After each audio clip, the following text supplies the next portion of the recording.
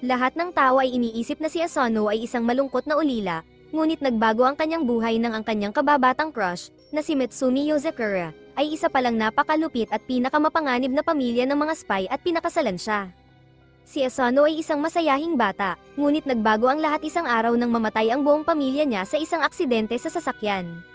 Siya lamang ang nakaligtas, puno ng mga sugat at benda.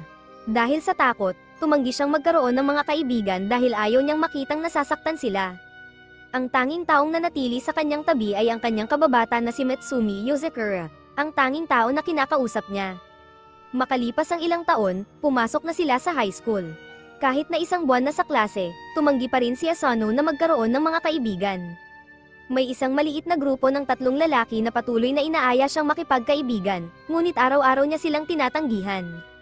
Samantala, si Mitsumi ay naging popular at idol ng high school, na crush ng lahat ng lalaki. Lumapit siya kay Asano at umupo kasama siya upang kumain, sinasabing dapat siyang sumama sa mga lalaki minsan dahil mukhang mababait naman sila. Ngunit tumanggi si Asano at binaligtad ang usapan, tinanong kung bakit hindi siya sumama sa 3rd year na nag-confess ng pag-ibig sa kanya. Sinabi ni Mitsumi na hindi siya interesado at kumuha ng lunchbox, ngunit bago pa siya makapagpakain kay Asano, sumulpot ang vice principal ng paaralan, si Kyoichiro, at inagaw ang kagat, sabay sabing masarap ang home-cooked food ni Mitsumi. Sinabihan ni Kyoichiro si Asano na magpunta sa kanyang opisina pagkatapos ng klase. Sa hapon, nagpunta si Asano sa opisina ni Kyoichiro, nagtataka kung bakit siya pinatawag. Pagpasok niya, binati siya ni Kyoichiro na may nakahandang tsaa at pinaupo siya.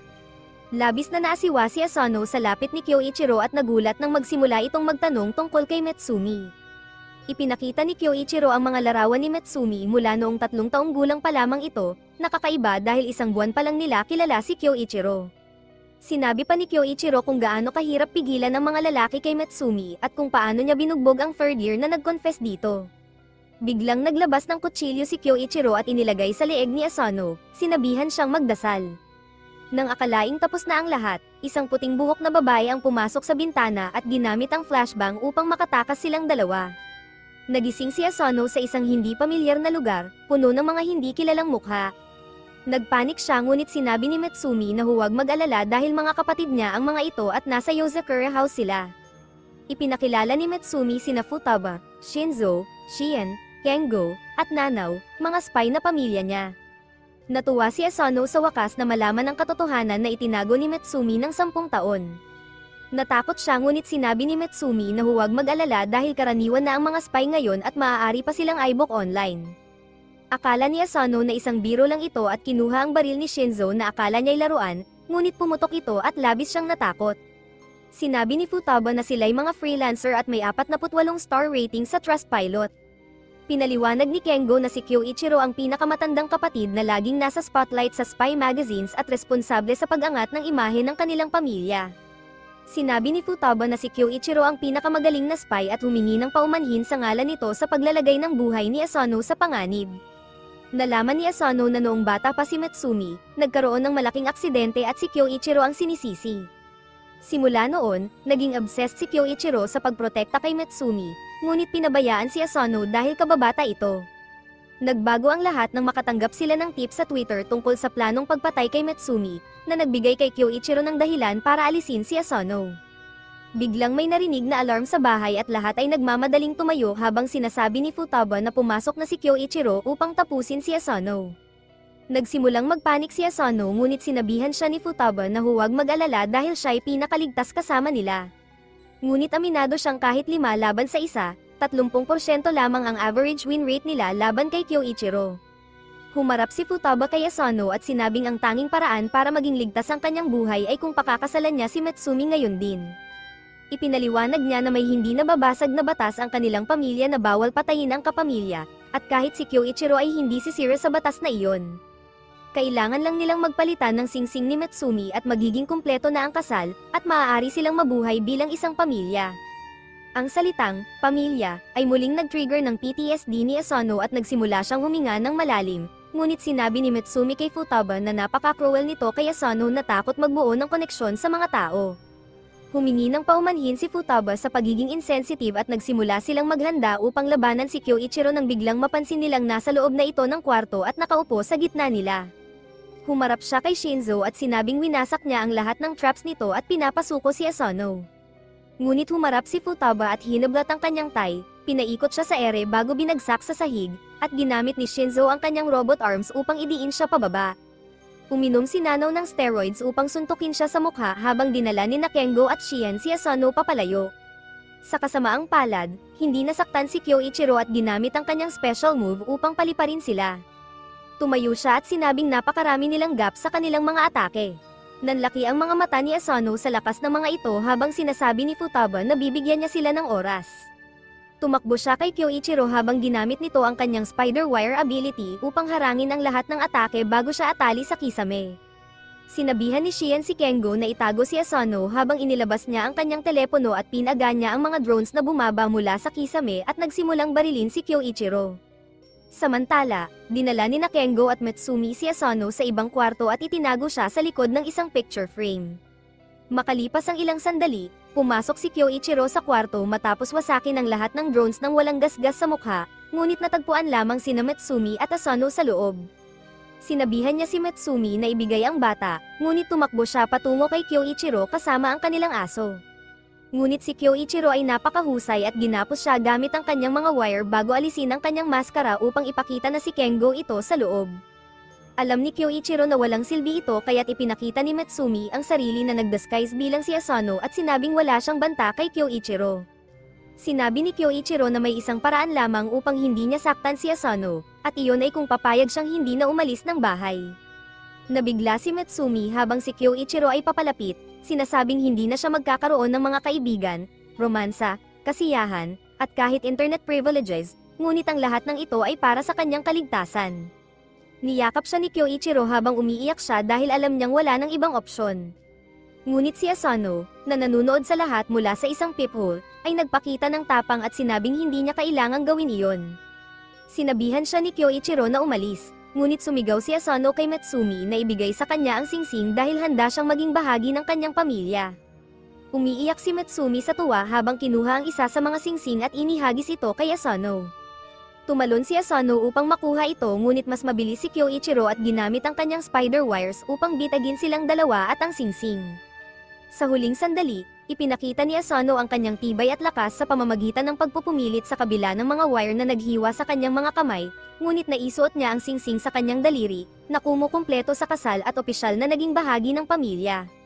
Habang pinapanood ng iba, niyakap siya ng mahigpit ni Mitsumi habang sinabihan ni Futaba si Kyoichiro na ngayon, hindi na niya masasaktan si Asano at kailangan din niya itong sanayin upang protektahan si Mitsumi sa lahat ng oras.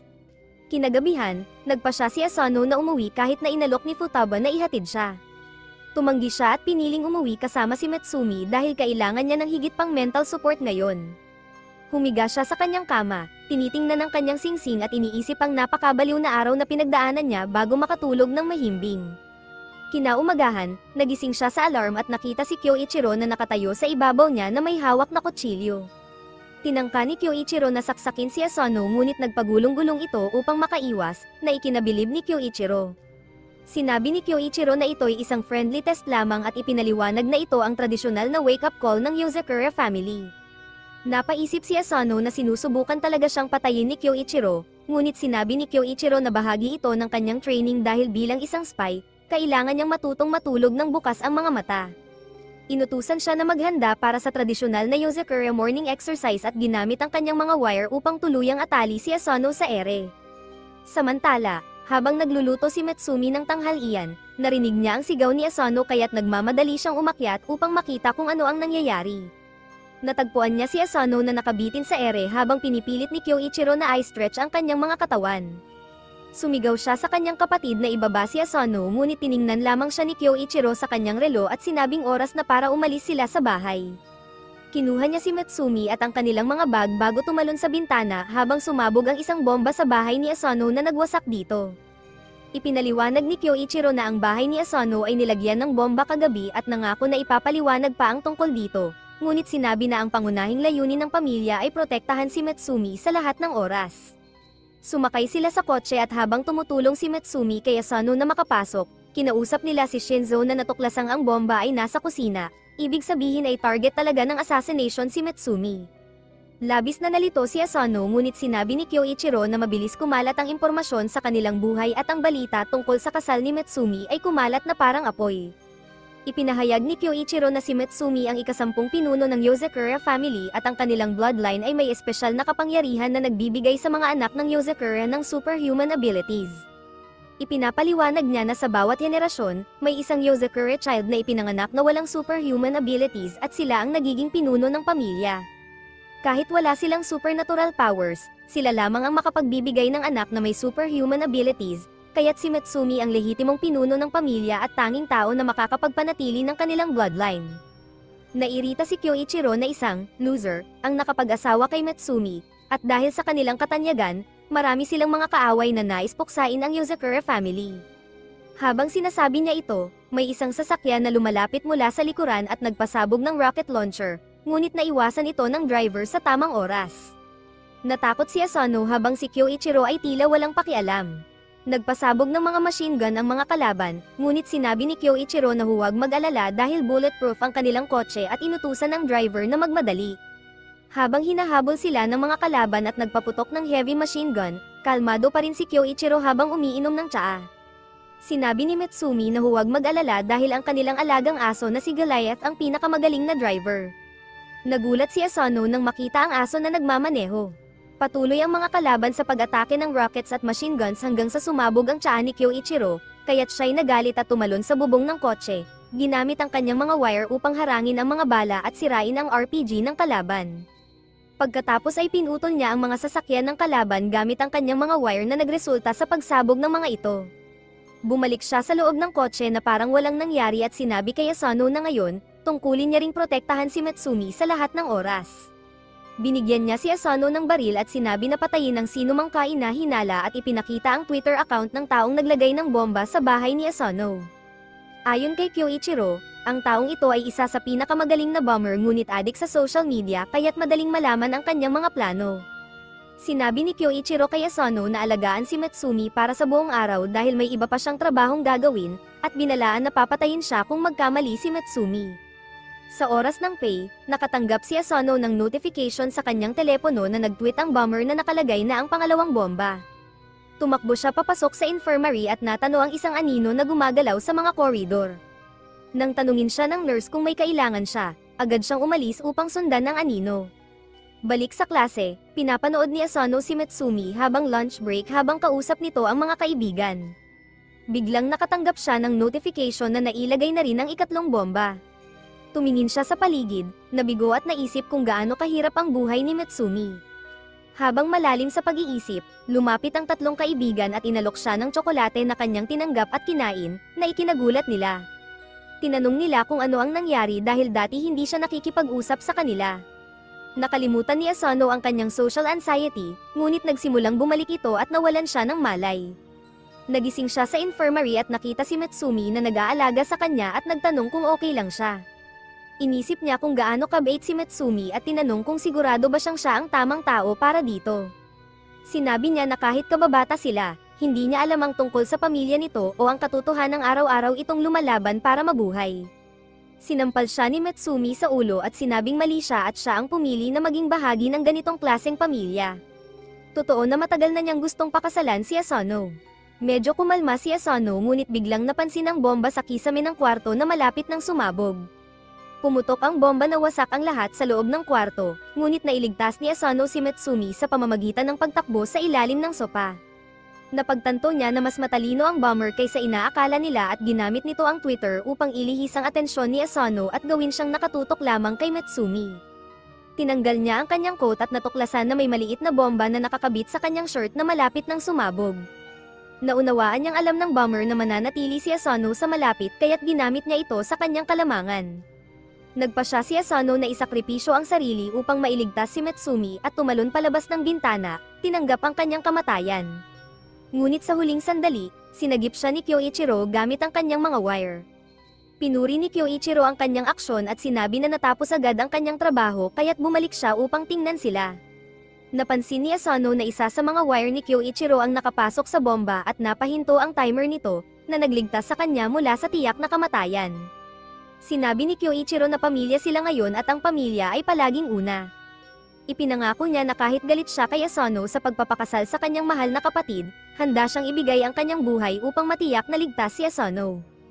Hinayla niya si Asano pabalik sa loob at habang naglalaro sa bomba, sinabi niya na hindi pa tapos ang kanilang trabaho. Biglang dumating ang ibang mga kapatid sa kwarto at dinala ni Shinzo ang handcuffed bomber sa paanan ni Kyoichiro. Ginapos niya ito gamit ang kanyang wire kasama ang bomba at itinapon ito sa kalangitan kung saan sumabog ang bomber na parang mga paputok. Pinanood ito ng pamilya Yozakura habang nakaupo sa sopa. Kinabukasan, nagising si Asano mula sa isang bangungot kung saan nakita niyang kanidnap si Matsumi. Pagkagising, medyo nahihilo siya at aksidenteng natapakan ang buntot ng aso na nagbigay sa kanya ng malambing na kagat sa braso. Bumaba siya at agad na inalagaan ni Matsumi, humihingi ng paumanhin para sa aksyon ng aso at naglaro dito ng cute. Naalala ni Asano kung gaano kalungkot ang kanyang panaginip at upang masiguro na hindi ito maging realidad, nilapitan niya si Futaba at nakiusap na sanayin siya upang maging mas malakas. Sinabi niya na nais niyang protektahan si Matsumi mula sa anumang panganib dahil noong huli, muntik na siyang mamatay kung hindi dahil kay Kyoichiro. Sinabi ni Futaba na naive siya kung iniisip niyang makakapagpalakas siya ng mabilis at ipinakita ang kanyang lakas habang ipinapaliwanag na nagsimula siyang mag-training ng iba't ibang martial arts noong 3 taong gulang pa lamang siya at nagpunta sa kanyang unang deadly mission sa edad na 6. Ibig sabihin, kahit para sa isang may Yozakura genes, 3 taon ang ginugol upang mag-master ng martial arts ngunit mas matagal para sa isang normal na tao. Sinabi niya na naive siya kung iniisip niyang makakapagpalakas siya sa pamamagitan lamang ng emosyon ngunit handa siyang bigyan ng pagkakataon. Tinanong niya kung handa siyang sumali sa Yozakura All-Out Training Program na pinakamabilis na paraan upang lumakas. Nasa sabik si Asano ngunit sinabihan siyang maghinay-hinay dahil kailangan niyang manatili sa Yozakura household ng 1 buwan bago magsimula ang tunay na training. Iniisip niyang magiging madali ito dahil kailangan lang niyang manatili doon, ngunit biglang nag-activate ang isang trapo at halos mahulog siya, muntik na siyang mahulog sa mga matutulis na spikes sa ilalim.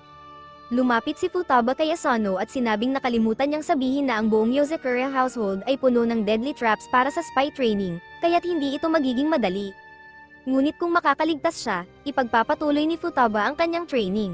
Kinaumagahan, nagising si Asano sa alarm ng isang pangit na ibon. Dahil hindi siya agad nagising, isang bomba ang sumabog sa loob ng kwarto. Somehow, nakatakas siya mula sa mausok na kwarto ngunit nag-activate ng isa pang trap, isang flamethrower na nagsimula ng sunugin ang lahat sa paligid. Tumakbo siya pababa ng hall at sa wakas ay nakarating sa hapagkainan kung saan tinulungan siya ni Matsumi na gamutin ang kanyang mga sugat. Tinanong niya kung paano niya naiiwasan ang mga traps, at sinabi ni Matsumi na hindi nag-activate ang mga traps para sa kanya, na ikinagulat ni Asano. Ipinaliwanag ni Shin na ang mga traps ay kontrolado ng computer at kapag na-dodge at na-disable ng isang tao ang lahat ng traps, tinatanggap sila ng computer bilang miyembro ng bahay at binibigyan ng pribilehiyo na mag-activate o mag-deactivate ng traps. Sinabi pa ni Shin na normal na tao ay maaaring malampasan ang lahat ng traps sa loob ng 2 taon, na isang napakahabang panahon. Ngunit bago pa makapag-argumento si Asano, naramdaman niya ang sakit sa kanyang tiyan. Ipinaliwanag ni Futaba na lahat ng pagkain sa bahay ay may halong maliit na dami ng lason upang bumuo ng tolerance laban dito, na hindi naman makakapatay ngunit magdudulot ng diarrhea. Agad na tumakbo si Asano sa banyo ngunit natagpuan itong nakalock at hindi magbubukas hanggat hindi niya napaipik ang mga locks at nai-crack ang lahat ng codes. Simula noon, nagsimula ang hellish daily routine ni Asano.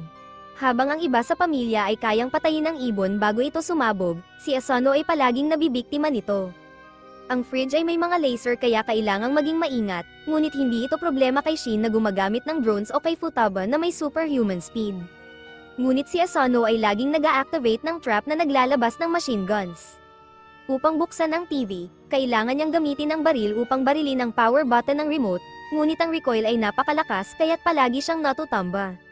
Sa lunch table, hindi pa rin siya sanay sa lason o sa pag-crack ng code sa banyo kahit na may moral support ni Matsumi. Sa pagligo, ang shower ay parang torture device na para sa Russian interrogation. Kinabukasan, pumasok siya sa school na parang bangkay at halos hindi sumasagot sa mga tanong. Sapilitang suot niya ang 30 kilo na shirt upang mapanatili ang kanyang lakas kahit nagpapahinga. Pagkatapos ng isa pang nakakapagod na araw, sinubukan niyang bumalik sa kanyang kwarto ngunit nakita si Matsumi na natutulog habang nagtatrabaho. Tinakpan niya ito ng kumot at, na-inspire sa sipag nito, lumabas siya at nagsimulang mag-practice ng kanyang shooting skills. Nagising si Mitsumi at dinala siya sa loob kung saan inalok siya ng tsaa at sinabihang magpahinga dahil nailigtas na niya ito noon. Naalala niya ang isang pagkakataon sa high school kung saan may mga bully na gustong putulin ang kanyang buhok dahil sa inggit sa kanyang kasikatan. Dumating si Asano sa huling sandali, kinuha ang gunting mula sa mga bully at sinimulang gupitin ang kanyang sariling buhok. Natakot ang mga bully at umalis, na nagligtas kay Mitsumi. Ipinangako ni Asano na magiging mas malakas siya at palaging mananatili sa tabi ni Mitsumi. Makalipas ang ilang linggo, natutunan na niyang patayin ang ibon at lumakad sa living room nang madali niyang maiwasan ang mga laser traps bago kunin ang baril at barilin ang power button ng TV. Pinuri siya ni Shinzo sa kanyang mga kakayahan ngunit sinabi ni Asano na hindi pa rin niya kayang baguhin ang mga channel. Dumating si Shin na may dalang progress report ni Asano simula nang dumating siya doon. Kinagabihan, tinuruan siya ni Nanaw kung paano makatakas sa poison gas trap at natutunan na niyang malampasan ang mga pagkain na may lason. Ngunit nang subukan niyang uminom ng gatas, muling nagkasakit siya at tumakbo sa banyo ngunit muling nahirapan sa mga codes. Bigla nilang napagtanto na may mali at natagpuan siyang halos wala ng malay sa sahig. Dinala siya agad ni Futaba sa infirmary kung saan nalaman nilang nagkalagnat siya dahil sa sobrang pagod. Napansin ni Futaba ang isang bagay at tinanggal ang balat ni Asano. Natuklasan na siya ay nakasuot ng fake bodysuit upang maitago ang kanyang mga sugat mula sa training. Ayaw niyang mag-alala si Mitsumi kaya nakiusap siya kay Kengo na gumawa ng bodysuit para sa kanya. Habang nagpapagaling kay Nanaw, sinabi ni Futaba na ang kanyang mga resulta ay kahanga-hanga at hindi ito makakamtan ng hindi nagtitrain ng parang mamamatay na. Sinabi niyang magpahinga muna at binigyan siya ng libro tungkol sa coding. Kailangan niyang magpahinga hanggang sa mabasa niya ang libro at saka pa lang siya maaaring magpatuloy sa training. Makalipas ang isang linggo, sa wakas, natutunan na niyang i-crack ang locks ng banyo na ikinatuwa ng lahat dahil sa wakas ay nakapasa na siya sa Yozakura House member test at tinanggap na siya ng computer. Ngunit sa kanyang pagkabigla, kinuha ni Shinzo ang isang 100 kilo na shirt at sinabi na maaari na nilang pataasin ang intensity ng training. Binuksan ni Futaba ang difficulty ng traps mula normal hanggang hard. Napagtanto ni Asano na ang kanyang mga pakikipagsapalaran ay nagsisimula pa lamang at marami pa siyang dapat gawin upang maprotektahan ang sarili at si Mitsumi mula sa lahat ng panganib. Kinabukasan, naghahanda si Mitsumi ng agahan habang si Asano ay pumasok sa kusina na sinusubukan magsuot ng kanyang undergarments. Tinitigan siya ni Mitsumi na parang baliw at sinabing hindi siya dapat mag-alala sa kanyang mga kakaibang pantasya at kagustuhan, dahil kahit gaano pa ito ka-disturbing, hindi siya maghihiwalay dito. Ipinaliwanag ni Asano na isang malaking pagkakaintindi ito at nais lang niyang magpraktis ng kanyang mga disguises. Biglang lumitaw ang isang magandang blondang babae sa pintuan at nagtanong kung ayos lang ang lahat. Hindi kilala ni Asano kung sino siya, ngunit agad na nakilala ni Mitsumi na si Kengo ito sa kanyang disguises. Agad siyang niyakap ni Kengo upang i-weird out si Asano, ngunit sinabi ni Mitsumi na tigilan na ito at iwan si Asano. Biglang pumasok din si Kyoichiro sa kusina at hiningi ang goodbye kiss kay Mitsumi bago umalis, na sobra na para kay Mitsumi kaya't pinalo niya pareho sina Kengo at Kyoichiro sa ulo. Sa araw na iyon, nakipagkita si Asano kay Shinzo na malapit nang umalis para sa isang misyon. Tinanong ni Asano kung delikado ba ang misyon, ngunit sinabi ni Shinzo na ito ay mababang antas na misyon dahil kailangan lang niyang makakuha ng impormasyon tungkol sa isang counterfeit money operation at hindi ito magtatagal. Pinagpaalaman ni Asano si Shinzo ng good luck at pumunta sa paaralan kasama si Mitsumi. Habang naglalakad patungo sa kanilang school building, isang bola ang mabilis na papalapit kay Asano ngunit nahuli niya ito nang hindi man lang tumitingin at itinapon ito pabalik na may napakalakas na puwersa. Kinahapunan, umakyat sila ni Mitsumi sa rooftop upang mag-lunch. Sinabi ni Mitsumi na hindi pa alam ni Asano ngunit malaki na ang kanyang lakas at kakayahan dahil sa training. Naglalakad siya ng sobrang tahimik kaya tinatawag na siyang ninja ng mga tao. Tinanong ni Mitsumi kung libre siya pagkatapos ng klase dahil kailangan niya ng tulong sa kanyang trabaho. Sumang-ayon si Asano at umuwi kasama si Mitsumi kung saan nagsimula itong mag-stamp ng maraming paperwork at sinabihan si Asano kung ano ang dapat gawin. Habang nag-aayos ng mga dokumento, napansin ni Mitsumi na kulang ang isa sa mga report ni Kengo at dahil ilang beses na itong nangyari, nagalit siya at dinala si Asano sa kwarto ni Kengo. Ang kwarto ay puno ng mga damit ni Kengo kaya't hindi nila makita ang anumang bagay. Tinawag ni Mitsumi si Kengo at biglang lumitaw ito sa ibabaw ng tambak ng mga damit, habang sinasabing kumpletuhin ang kanyang report at ipasa agad ito. Hindi siya sineryoso ni Kengo at nagsimulang kumain ng sushi, sinabihan si Mitsumi na tumigil na sa pag-asta na parang lola. Nagalit si Mitsumi at kumuha ng handcuffs upang magbigay ng Yozakura-style punishment. Napagtanto ni Kengo na nasa panganib siya at tumalon mula sa tambak ng damit upang makatakas sa kwarto. Dahil sa kanyang training, naging mas mabilis si Asano at agad na hinaranggan ang kanyang daan. Ngunit mas matalino si Kengo at ginamit ang disguise ni Mitsumi upang palusutin si Asano. Tumakbo si Kengo palabas habang pina-activate ni Mitsumi ang hibernation mode ng bahay na naglalagay ng mga higanteng pader sa paligid nito. Sinabi ni Mitsumi na walang makakatakas sa bahay kapag na-activate ang mode na ito. Samantala, gumapang si Shinzo sa air vent at nakita ang malaking operasyon ng isang milyonaryo na nagpasok na ng 60% ng kanyang pekeng pera sa sirkulasyon. Gumamit siya ng Apple Vision Pro upang makita ang mga pekeng pera sa loob ng mga containers. Nakakuha siya ng isang frame picture ng isang mahalagang tala bago may sumabog na alarm at nagsimulang tumakbo palayo. Sa Yozakura House, nagsimulang tingnan ni Mitsumi ang bawat kwarto upang hanapin si Kengo. Pumasok sila sa kwarto ni Mitsumi at gumamit ng infrared device ngunit walang nakitang tanda ni Kengo. Namangha si Asano sa dami ng hobbies ni Mitsumi habang tinitingnan ang kanyang mga painting. Pagkatapos ay pumunta sila sa kwarto ni Shin na abala sa paglalaro ng isang pisikal na laro. Sa kwarto ni Nanao, sinabi nito na pasasabugin niya si Kengo kapag nakita niya ito. Sa kwarto ni Kyoichiro, natagpuan nilang puno ito ng mga larawan ni Mitsumi. Nagtaka si Asano kung nakatakas na ba si Kengo ngunit sinabi ni Mitsumi na imposible ito dahil sa lockdown. Biglang nagtipon ang lahat ng kapatid kasama sina Mitsumi at Asano at tinanong kung nakita na nila si Kengo. Biglang narinig ni Asano ang isang bagay at tumalikod upang makita ang mukha ni Kengo sa isang painting ng Mona Lisa. Natagpuan nilang nagtatago siya sa likod ng painting frame. Tumakbo si Kengo palabas at nilagpasan ang isang sulok, ngunit nahulog si Asano at napahawak sa kanyang ulo. Tumakbo si Mitsumi upang suriin siya at natagpuan itong nakaupo sa sahig, sinasabing itinapon ni Kengo ang frame sa kanya. Sumigaw si Mitsumi na natagpuan na ni Kengo ang paraan palabas ng lockdown mode at galit na bumalik sa kwarto ni Kengo. Ngunit pagpasok ni Asano, agad siyang pinususan ni Mitsumi at sinabing hindi siya tanga at alam niyang si Kengo ang nagpapanggap na Asano. Inamin ni Kengo ang kanyang pagkatalo at tinanggal ang maskara. Nagsimula silang maghanap ng paperwork na kailangan ni Mitsumi. Kinagabihan, kinain ni Asano ang curry na ginawa ni Mitsumi na napakasarap kaya tinanong niya ang secret ingredient. Sinabi ni Mitsumi na ito'y cyanide, kaya't agad na sumama ang pakiramdam ni Asano at nagdahilan upang kunin ang tawag sa telepono. Nasa kabilang linya si Shinzo, humihingi ng tulong. Sa video call, sinabi ni Shinzo na napasok siya sa isang bar ilan ngunit hindi inaasahang marami ang kalaban at wala na siyang bala at sandata. Sinabi ni Mitsumi na si Shinzo ay napakahusay na spy ngunit umaasa lamang siya sa kanyang mga sandata at kapag wala siyang sandata, nagiging sobrang duwag siya. Tinanong ni Mitsumi si Asano kung kaya ba niyang dalhin ang mga armas kay Shinzo at agad siyang pumayag.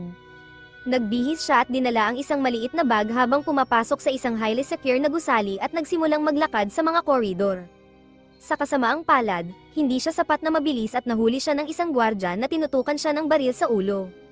Naalala niya ang kanyang training at tinulak ang baril bago hinawakan ang braso ng gwardya at inelbow sa mukha. Narinig ito ng iba pang gwardya kaya nagdatingan sila sa lugar. Sinapak niya ang isa sa mukha gamit ang tuhod, ngunit nahuli siya ng ibang gwardya. Tinangka siyang saksakin ng pangatlong gwardya ngunit naprotektahan siya ng kanyang damit. Sinapak niya ito at pagkatapos ay sinira ang mga itlog ng huling gwardya upang makuha ang tagumpay. Sa kanyang sorpresa, dumating pa ang isang gwardya kaya mabilis niyang kinuha ang baril na binigay sa kanya ni Shinzo at ginamit ito upang magpalabas ng malakas na electric bolt na agad nagpahina sa gwardya. Sa wakas, natagpuan niya si Shinzo na agad yamakap sa kanya at nagpasalamat sa mga armas na pinahahalagahan niya. Biglang pumasok pa ang ilang gwardya ngunit nagbago ang personalidad ni Shinzo. Tumayo siya at pinagbabaril ang lahat ng gwardya sa isang iglap bago ibigay kay Asano ang framed note. Lumabas sila ng silid at nilabanan ni Shinzo ang mga goons ng napakadali habang binabaril silang lahat bago maghagis ng granada sa huling grupo at barilin ito sa ere. Dinala niya si Asano palabas ng gusali ngunit nataman si Asano sa binti ng isang sniper. Bumagsak siya sa lupa habang nagsisimulang magdugo at sinabi ng sniper kay Shinzo na ibaba ang kanyang mga armas. Sumunod si Shinzo upang matiyak ang kaligtasan ni Asano at ibinaba ang baril ngunit naalala ni Asano na kaya ni Shinzo gawing sandata ang kahit ano basta't may magandang grip. Hinagis niya ang tinidor kay Shinzo na agad niyang kinuha at ginamit upang barilin ang barrel ng sniper na nagresulta sa maling pagputok. Nagbigay ito ng sapat na oras kay Shinzo upang kunin ang kanyang baril at barilin ang kalaban, iniligtas ang buhay ni Asano. Nang bumagsak ang gabi, nagsimulang maglakad si Shinzo pauwi habang buhat si Asano sa kanyang likod at nagpapasalamat sa kanya sa pagligtas ng kanyang buhay. Nagpasalamat si Asano at sinabing mamamatay na siya kung hindi dahil kay Shinzo na iniligtas siya mula sa tiyak na kamatayan. Samantala, isang hobo ang pumasok sa isa pang pasilidad at binugbog ang lahat ng gwardya doon gamit ang martilyo habang nagtatanong tungkol sa lokasyon ng kanilang pinuno, ngunit walang gustong magbigay ng impormasyon kaya't pinatay niya sila lahat at inilabas ang larawan ng kanyang susunod na target na si Asano. Makalipas ang ilang araw mula sa nakakakilabot na shootout incident sa factory kasama si Shinzo, medyo gumaling na ang binti ni Asano at naglalakad siya sa isang kalye sa gilid ng isang madilim na daan. Madilim na ngunit may maliwanag na ngiti sa kanyang mukha habang kausap si Mitsumi sa kanyang cellphone. Kinukwento niya ang backstory ng isang espesyal na Ferris wheel sa kanilang lungsod.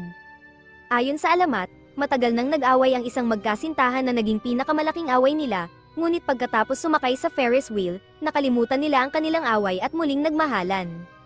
Mula noon, tinawag itong matchmaking Ferris wheel. Natawa si Asano sa kalokohan ng kwento at sinabi ni Mitsumi na gusto rin niyang mag-spend ng araw kasama siya doon sa kanilang susunod na day off, sumakay sa Ferris wheel dahil ayon sa sabi-sabi, ang anumang magkasintahan na makakakita ng paglubog ng araw mula dito ay magiging masaya ng matagal. Namula ng kaunti si Asano habang patuloy na nagsasalita si Mitsumi, ngunit nawala ang kanyang boses sa background nang makita niya ang isang puting sedan na huminto sa tabi niya sa kalsada. Pinanood niya ito ng mabuti habang lumalabas ang isang lalaki mula rito. Nakasuot ito ng gasgusing damit na kulay abo at natatakpan ng buhok ang mukha. Nakatayo lamang si Asano at nakatitig habang dahan-daang humarap ang misteryosong lalaki at nag-eye contact sa kanya. Napansin ni Mitsumi na hindi na siya sumasagot kaya tinawag niya ang pangalan ni Asano ngunit sa seryosong boses sinabi niyang kailangan na niyang magbaba ng telepono at inilayo ito. Lumapit ang lalaki mula sa kotse at kinumpirma ang pagkakakilanlan ni Asano.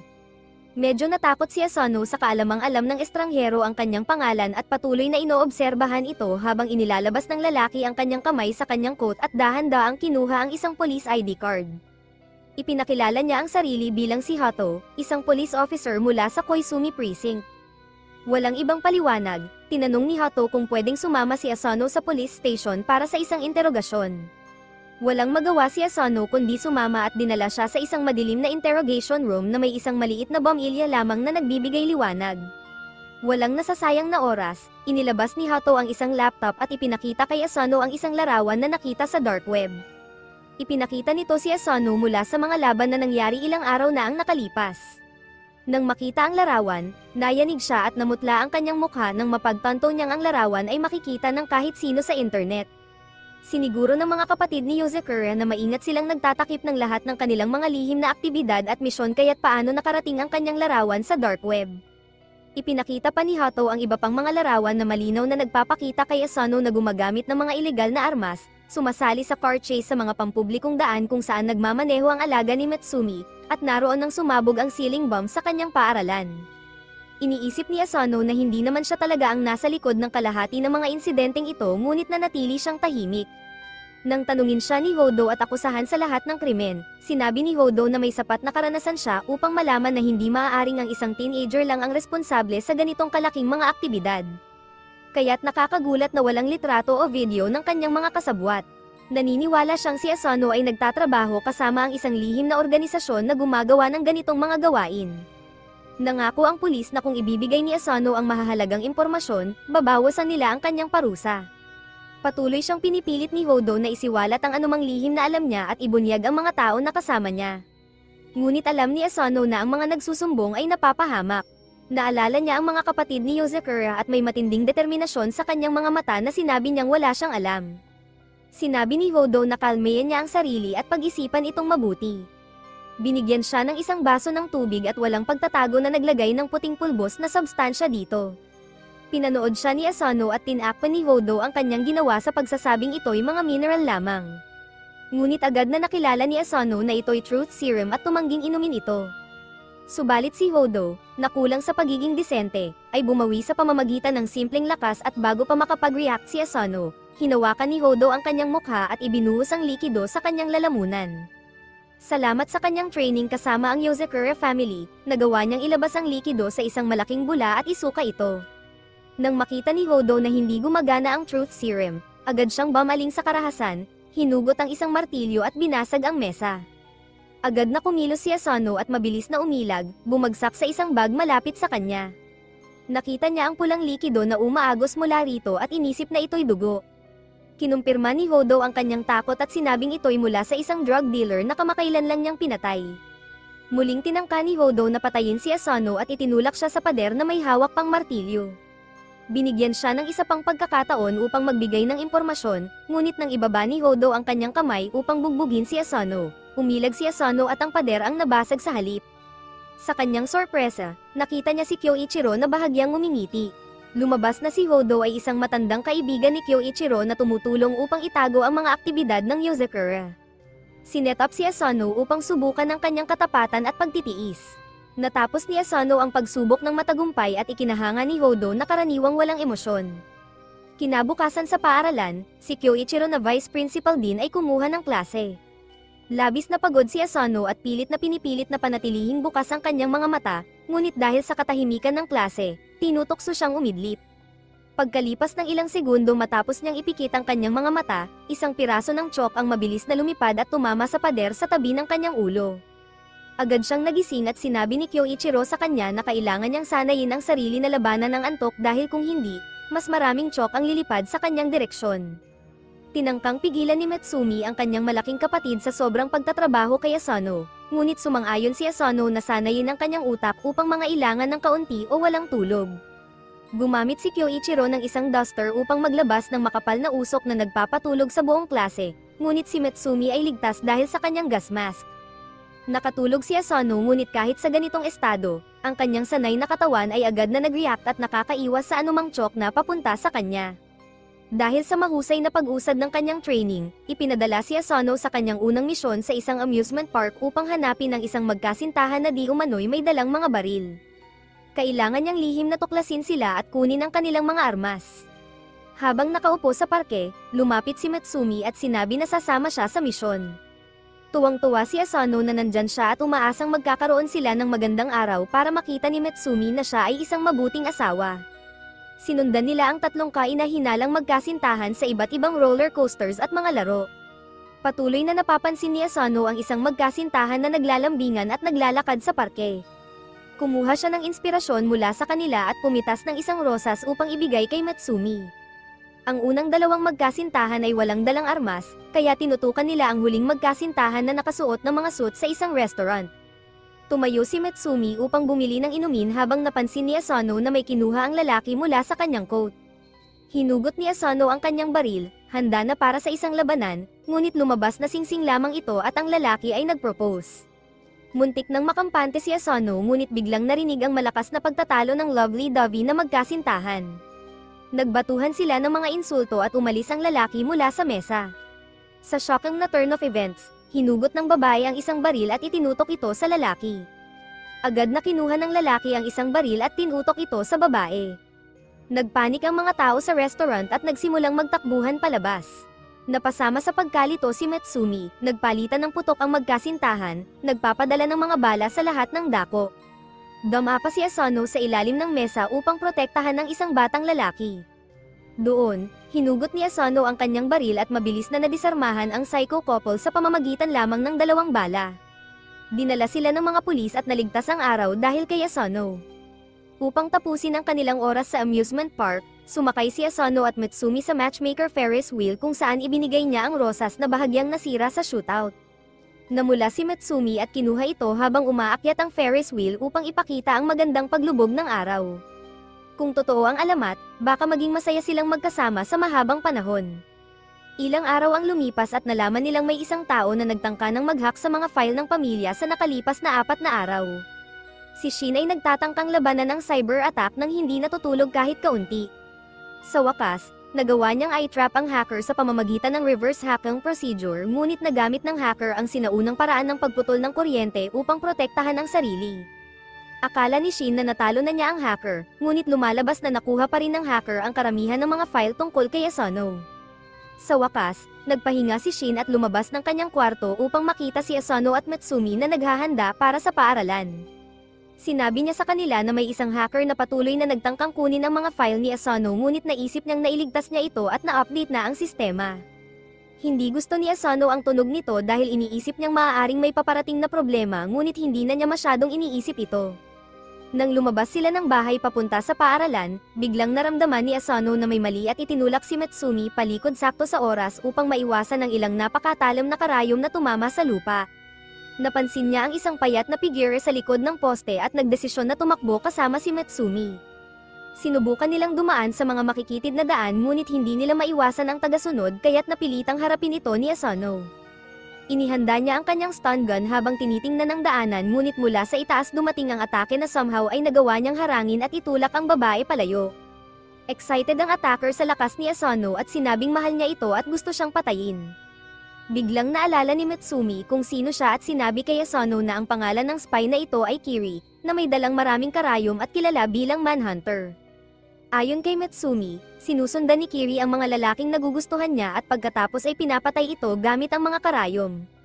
Nainis si Kiri at sinabihan si Mitsumi na huwag siyang tawaging Manhunter kung ayaw niyang masaksak sa mata. Nagpahayag si Kiri ng pagkagusto kay Asano mula nang makita siya sa isang video sa dark web at mula noon ay nahumaling na siya dito. Sinabi ni Kiri na sikat na si Asano sa underworld at ipinakita ang isang poster na may larawan ni Asano na may bounty na $100,000. Nag-alala si Kiri sa kaligtasan ni Asano at biglang naghagis ng mga karayom sa ere, kung saan may nahulog na lalaki na may hawak na baril. Sinabi ni Kiri na maraming tao ang naghahanap kay Asano upang makuha ang bounty, ngunit hindi siya interesado sa pera, gusto lang niyang patayin si Asano dahil sa pag-ibig.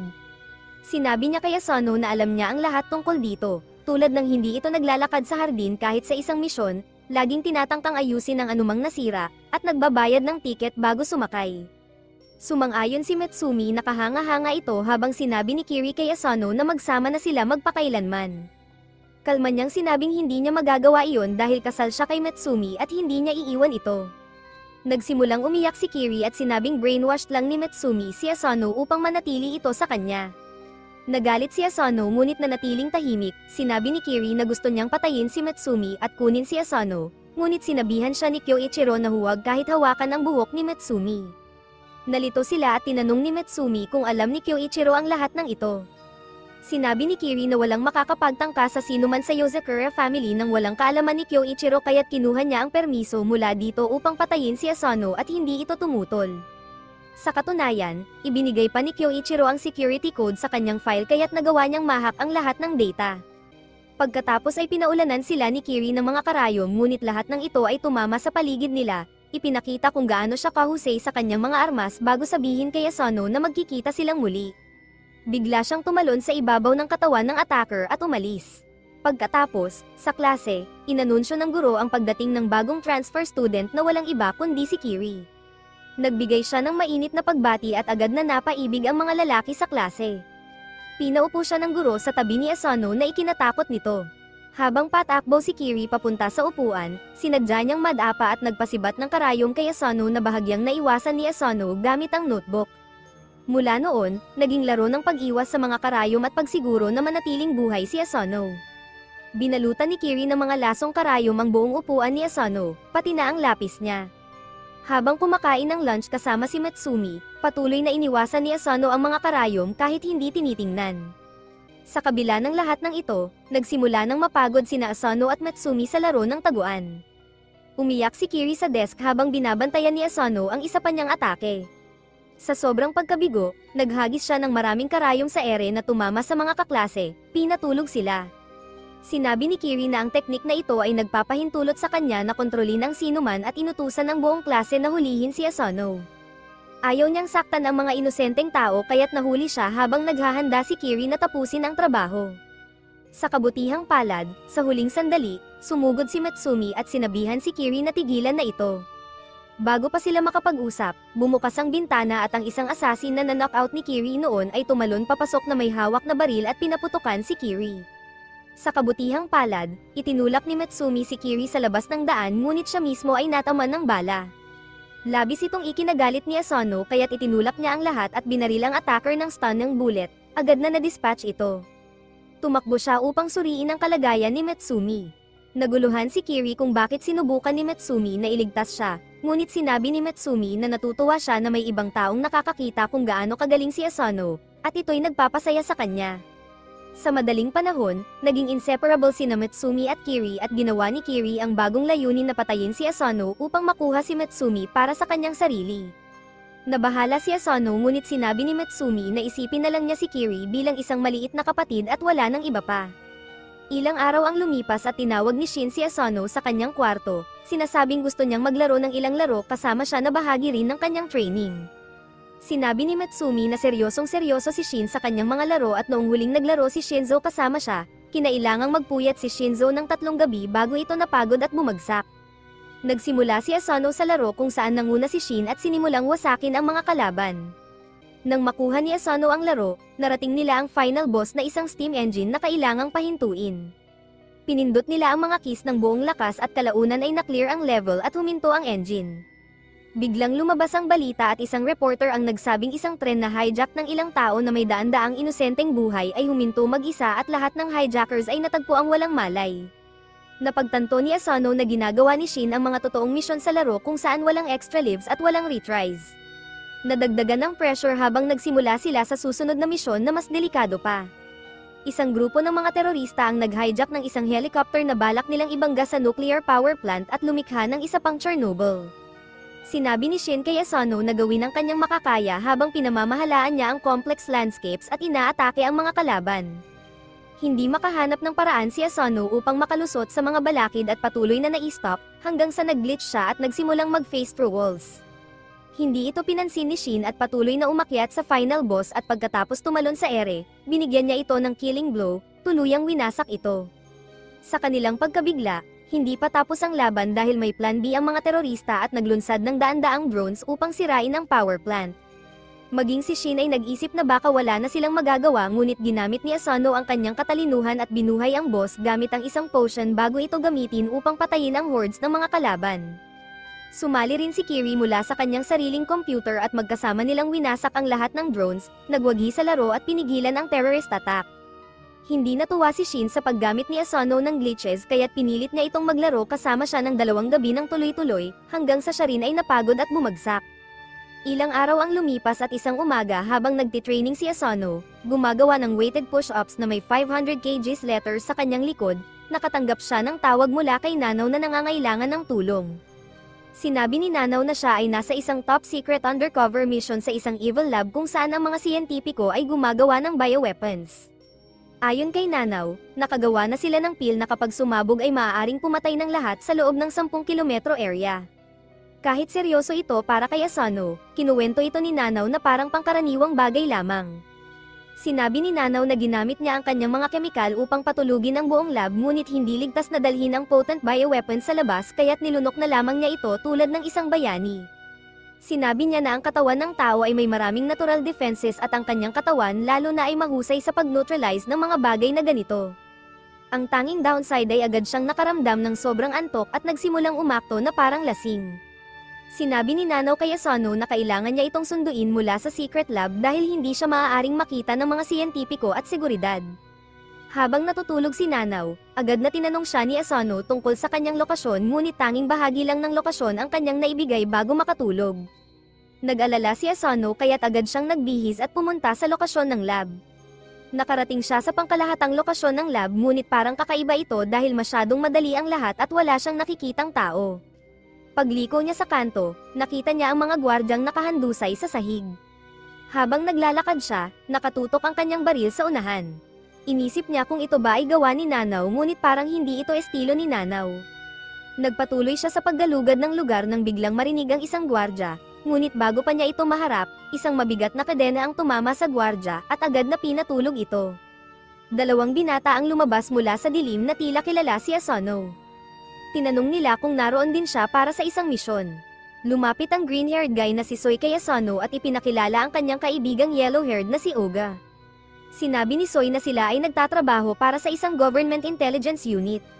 Naalala ni Asano na narinig na niya ang tungkol sa mga government spies na ito na kilala sa kanilang husay. Sinabi ni Soy na ipinadala sila upang in-neutralize ang lab at tinanong si Oga kung may naririnig ba ito. Mayroon palang superb hearing si Oga at agad na naramdaman ang kalaban.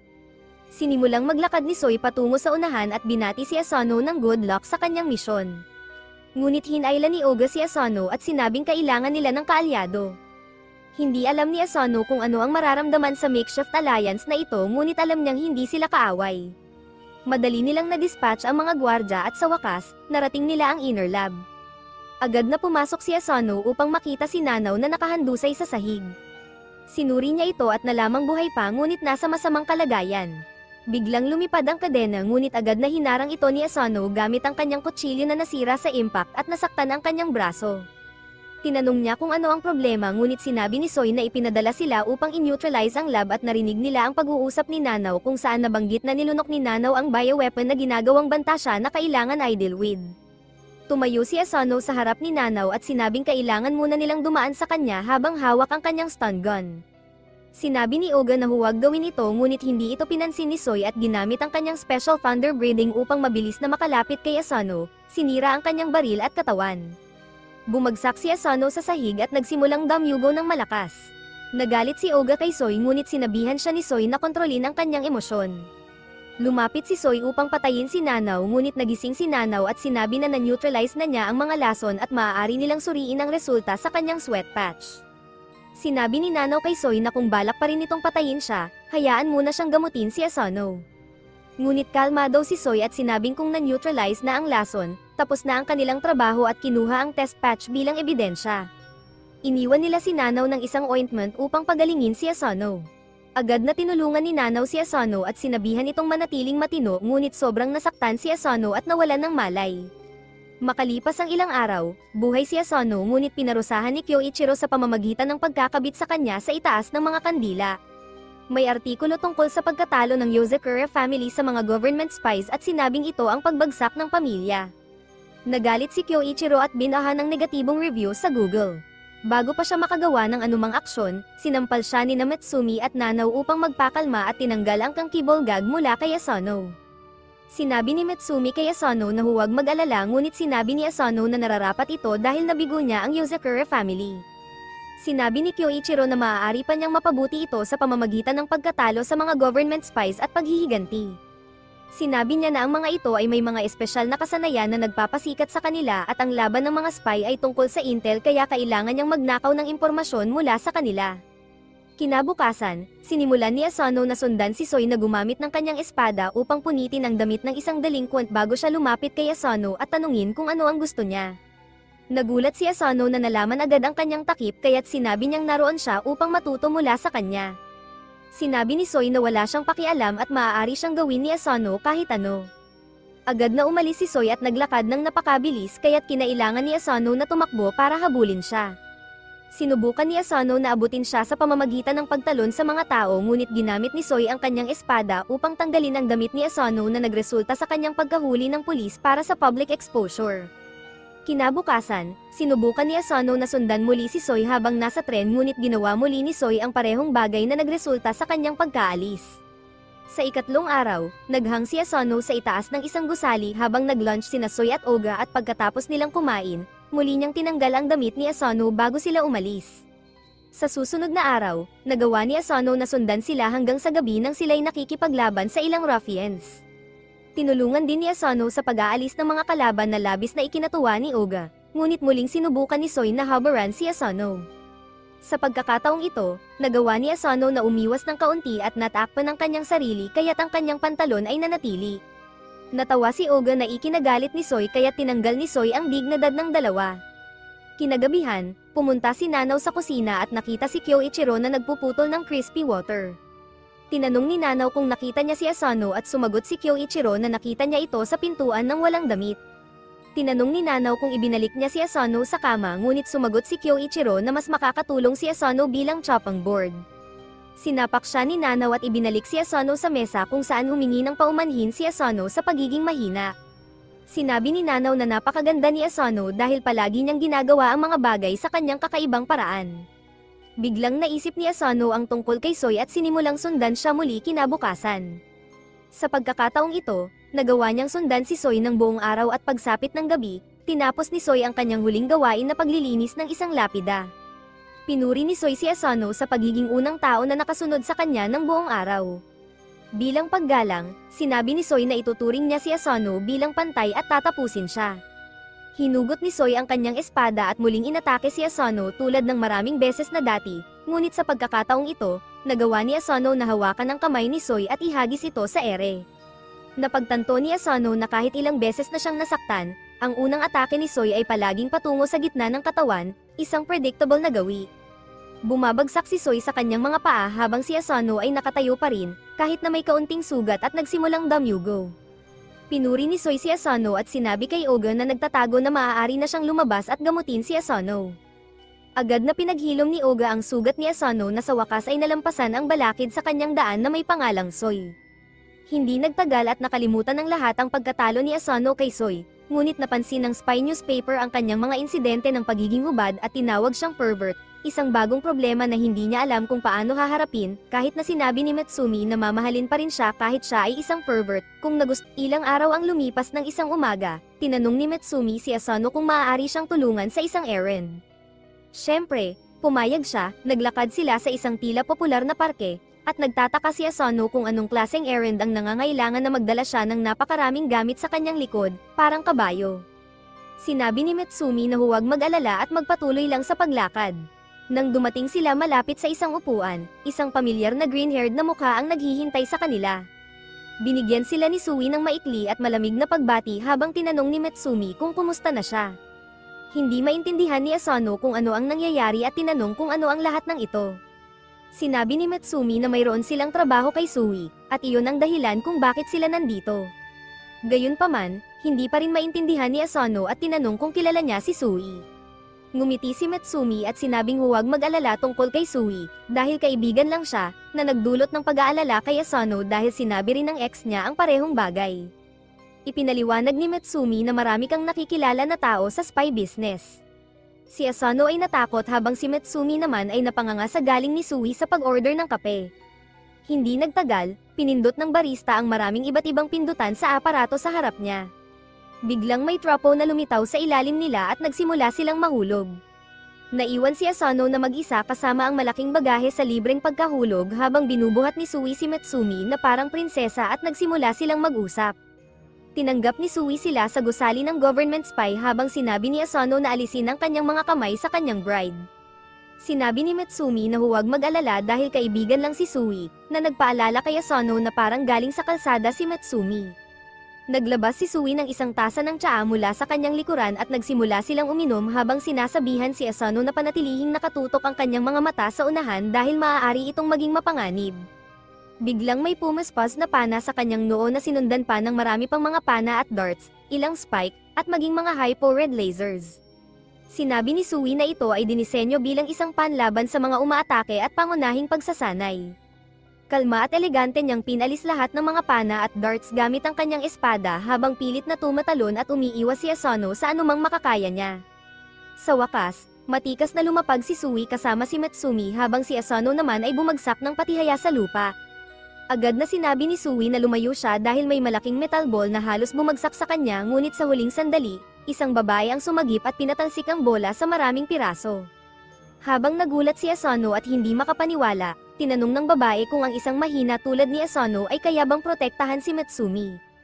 Umupo silang lahat at nalaman na ang buong bag na bitbit ni Asano ay puno ng mga matamis dahil gusto nilang magkaroon ng tea party doon. Kumain ng buong cake ang babae habang maliit na kagat lang ang ginawa ni Sui, pero hindi pa rin normal si Asano habang pinapanood sila, hindi maintindihan kung ano ang nangyayari. Ipinaliwanag ni Metsumi na ang babae ay si Ren, ang kaklase niya, pero hindi sila magkasundo at laging nag-aaway. Ang isang bagay na pareho silang nagkakasundo ay ang pagmamahal nila kay Metsumi. Niyakap ni Ren si Metsumi bago lumapit kay Asano at sinabing gusto niya si Metsumi na magpakasal sa isang malakas na lalaki na kayang protektahan siya ng walang pag-aalinlangan. Sinabi niya na ipinaliwanag ni Sui ang kanilang pagkikita at tinawag siyang third face pero itinaman ni Sui na tinawag niyang dirtbag si Asano na sobrang hina para maging isang spy. Gayunpaman, dumpensa si Metsumi para kay Asano at sinabi kay Ren na kahit hindi man siya kasing experience nito, ang kanyang kaluluwa at kalooban ay kasing tibay ng kanya. Bago pa man sila makakilos, biglang nagsimulang yumanig at gumuho ang mga pader. Mula sa bumagsak na mga debris at alikabok, lumabas si Heist na galit dahil kinuha nila si Metsumi nang walang pahintulot niya. Humakbang si Ren at nagsimulang lumapit kay Heist, sinasabing dumating siya mamaya dahil may tea party sila. Pero hindi na naghintay si Heist at sinubukan niyang sugatan si Ren gamit ang kanyang mga wire. Sa kabutihang palad, malakas si Ren at isang suntok lang ay nasira na ang mga wire ni Heist. Ngunit pareho silang determinado na maglaban, nagsimula ang labanan, at nagumpisa silang mag-atake, mag-block, at mag-counterattack ng sabay-sabay, na sobrang bilis na halos hindi makita ni Asano ang kanilang mga kamay na gumagalaw. Dahil sa tindi ng laban, nagsimula ng magiba ang buong pasilidad at nagkaroon ng red alert para sa mga empleyado na agad lumikas. Sinabi ni Metsumi kay Asano na lagi itong nangyayari, na ikinagulat ni Asano, habang sinabi ni Sui na manatili sila sa likod dahil susubukan niyang itigil ang labanan. Mabilis na tumalon si Sui na may dalang espada, pero hindi siya katapat ng dalawang halimaw na agad gumamit ng kanilang mga abilidad para palayuin siya habang nagpatuloy ang kanilang labanan. Biglang sumugod si Metsumi at tumayo sa pagitan nila, pinilit silang tumigil. Pero huli na dahil hindi na nila maawat ang kanilang mga atake na tatama kay Metsumi. Buti na lang at dumating si Asano at itinulak pababa si Metsumi sa huling sandali, tinamaan siya sa mukha ng parehong suntok na nagpabagsak sa kanya sa mga bisig ni Metsumi. Naging tahimik ang lahat habang kalmadong nagsalita si Metsumi at sinabing kung hindi sila titigil sa kanilang laban sa oras na iyon, hindi na niya sila kakausapin kailanman. Agad silang tumigil, pero sobrang natakot si Heist na nahimatay siya, habang bumagsak si Ren sa lupa at humingi ng tawad. Pagkatapos, tumingin si Ren kay Asano at pinuri siya sa pag-absorb ng atake habang ngumiti si Metsumi at sinabing malakas si Asano kahit na hindi ito halata. Pagkaraan ng kaunting sandali nang bumalik ang ulirat ni Asano, sinabi ni Ren na may trabaho siya para kay Asano, gusto niyang magsagawa si Asano ng undercover investigation laban sa isa sa mga pinaka-prominenteng politiko. Habang tinali ni Metsumi si Heist, ipinaliwanag ni Ren na ang pangalan ng politiko ay Kirao. May malaking impluwensya siya sa publiko ngayon at malamang mananalo sa susunod na eleksyon. Hindi sana ito magiging issue, pero lumalabas na ang taong ito ay talagang masama. Iniisip ng lahat na isa lang siyang quirky na politiko na nagsusuot ng kakaibang damit at sumasayaw sa kanyang mga rally, pero may mga top-class spies siya na nagtatrabaho para sa kanya na pinangalan ng Red, Blue, at Yellow na nagsisilbing kanyang espada. Sila ang nag-e-extort, nanunuhol, at pumapatay sa mga kalaban niya. Matagal nang sinusubukan ng mga government spies na makakuha ng impormasyon tungkol sa kanya, ngunit ang nahanap lang nila ay isang maliit na bomba na malamang binili mula sa ibang bansa para patayin ang mga lider ng oposisyon. Nalaman nila kung sino ang nagbenta ng bomba, pero nang interogahin nila ito, ang ibinigay lang nito ay isang video ng kanyang anonymous na buyer. Pinanood ni Asano ang video sa pagkagulat dahil malinaw na ang politiko ang nasa video. Pero sinabi ni Ren na hindi ito sapat na ebidensya para ikulong siya. Tinanong ni Asano kung bakit siya ang pinili, at sinabi ni Ren na matagal na nilang sinusubaybayan si Kirao, at ngayon ay nagiging maingat na siya laban sa mga government spies, pero baka hindi niya inaasahan ng isang outside spy na kamakailan lang sumali sa isa sa mga pamilya ng Freg Lanseng. Sinabi niya na kailangan nilang baguhin ang hitsura ni Asano ng kaunti. Agad na pinutol ni Sui ang buhok ni Asano habang kinulayan ito ni Metsumi ng itim at pinasuot siya ng uniforme ng sekretarya. Tiningnan ni Asano ang kanyang sarili at nagulat na makitang nagmumukha siyang crossdresser na nagpapanggap. Sinabi ni Ren na kamakailan lang nag-post si Kirao ng advertisement para sa isang sekretarya na may parehong katangian at siguradong kukunin siya nito. Nagtagumpay ang plano at sa susunod na pampublikong appearance, ipinakilala ni Kirao si Asano sa harap ng lahat bilang kanyang bagong personal secretary. Patuloy ang sayawan habang tumutugtog ang malakas na musika nang biglang dumagsa ang mga nagpoprotesta sa entablado at nagsimulang sumigaw na si Kirao ay isang tyrant at kung pababayaan ay magiging diktador. Nagkaroon ng kaguluhan at nagsimula ang mga rumble. Sa oras na iyon, isa sa malalaking woofers ang natumba at muntik nang bumagsak sa isa sa mga nagpoprotesta. Sa pagkagulat ng lahat, tumakbo si Kirao at sinalo ang woofer, iniligtas ang nagpoprotesta. Sinabi niya na ang publiko ang lahat sa kanya at nais niyang magkaroon ng mga argumento laban sa kanya upang mapabuti niya ang kanyang sarili at ang kanyang partido. Ito ay nagbigay ng malalim na epekto sa puso ng nagpoprotesta at nagkamay sila habang ang lahat sa paligid ay nag-cheer para sa kanya. Tumawag agad ng ambulansya at dinala si Kirao, duguan, sa isang stretcher. Sinabi niya kay Asano na bumalik sa opisina habang siya ay pumasok sa ambulansya kasama ang mga spies. Sa sandaling wala na siya sa paningin, tinanggal niya ang kanyang mga benda at ipinagdiwang ang kanyang maliit na media stunt na agad naging viral sa internet. Pinuri niya si Red sa paglagay ng woofer sa tamang posisyon para bumagsak at tinanong si Blue tungkol sa mga statistics at public perception, na nalaman nilang mas gusto siya ng mga tao. Pagkatapos ng kanyang kunwaring makabayang gawa, hindi nila alam na naririnig ni Asano ang lahat habang siya'y palihim na nakapasok. Naisip niyang simulan ang paghahanap ng aktwal na mga ilegal na gawain ni Kirau. Sinaliksik niya ang mga dokumento at lahat ng nasa opisina nila, at palaging nasa paligid nila, ngunit hindi pa rin siya makahanap ng kahit isang dokumentong ilegal. Sa kabila ng lahat, patuloy nilang ginagawa ang kanilang mga ilegal na aktibidad sa buong kampanya sa eleksyon na may napakagaling na koordinasyon. Hindi maunawaan ni Asano kung paano nila ito nagagawa dahil hindi sila nagbabalak o nag-uusap tungkol sa anumang ilegal na gawain. Ang tanging ginagawa nila ay ang pagsasayaw buong araw at pahirapan ang buhay ni Asano. Biglang naalala niya ang kanilang sayaw at ang mga pattern sa kanilang ritmo. Naisip niya na ang lahat ng ito ay plano na ginawa sa harapan niya gamit ang Morse code, ngunit hindi niya ito napansin.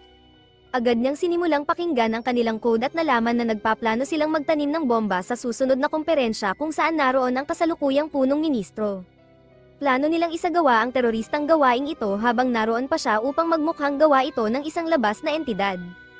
Plano niyang magpanggap na nasugatan at pagkatapos ay magpahayag na ililigtas niya ang bansa at maghihiganti laban sa mga terorista. Narinig ito ni Asano, at kinabukasan, nang maganap ang lahat, sinubukan ni Kirau na pasabugin ang bomba ngunit sa kanyang pagkagulat, walang nangyari sa loob. Sa halip, isang bomba ang sumabog sa fountain dahil hindi napigilan ni Asano kaya itinapon niya ito palabas.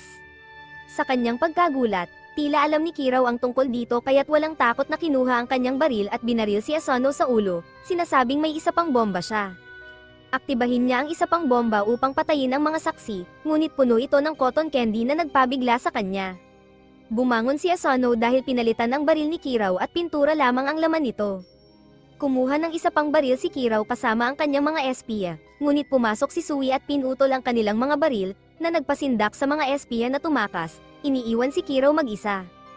Kinuha ni Kirau ang isa pang baril ngunit agad siyang hinubere ni Sui at ibinigay siya kay Asano upang dalhin sa kanilang pasilidad.